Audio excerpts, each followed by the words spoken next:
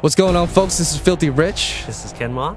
Today, we want to welcome you back to Inversion 101, and today we're going to discuss some in-depth strategies on offensive gameplay for Inversion.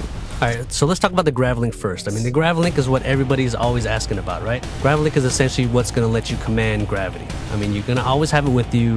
You have it with you pretty much at the start of the game, and you take it from the enemy. Take it, use it as a tool of revenge, right? It's going to let you do all these cool things, and Gravlink itself is actually a weapon. So the Gravlink is a weapon, so just in case you didn't know, use the Gravlink, experiment with it, pick things up, and show it all around. Let's talk about the combinations that you can use with the Gravlink. So right now, the example that I want to jump into is the use of the Gravlink and low gravity. So the Gravlink is strategic. You can't use the Gravlink anywhere you want. What you have to do is you have to kind of plan out exactly where and how best to use this. So for example, when you're starting out in the game, you're probably going to have about 2 or 3 shots of low gravity. So what you can do is you can use that on that sniper that's hiding behind cover. You can pull him up out of cover, and then you can use that as a way to distract him. His aim isn't going to be as good.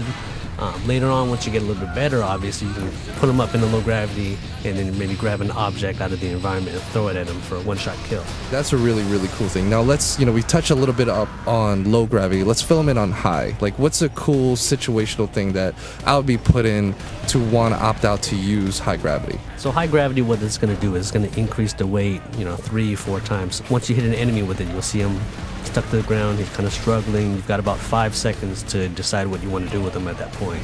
So, for example, Rich, I know if you're really good at up-close combat, you're just a master of the shotgun. What I can do is I can hit him with heavy gravity. He'll be stuck to the ground, and I can just kind of use to run up and take care of him.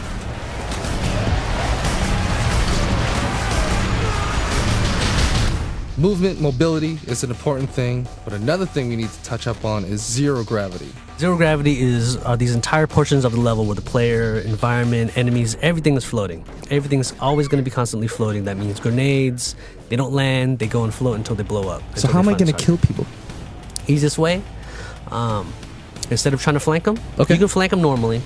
Right, you can kind of bounce between objects with your Gravlink. Gravlink will actually pull you toward, almost like a grappling hook. It'll yank you towards an object. Once you start getting pulled toward this object, you can take out your shotgun, you can take out your sniper rifle, then you've got these cool mid-air battles where you're just kind of shooting at your enemy, and they'll be doing the same thing to you.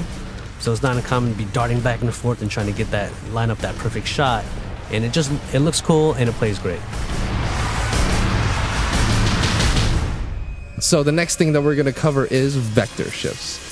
So vector shifts are one of the coolest things in this game, playing on 2 different playing fields against the same type of opponent and having everything work as they normally would, but with both priorities, mine and yours, still functioning how it would normally, but I would just see you on the side of a wall and kill you. I mean, so if you see, vector shifts aren't just cosmetic. Everything has completely shifted. Enemies are going to be running at you from the side of the wall, as you can see.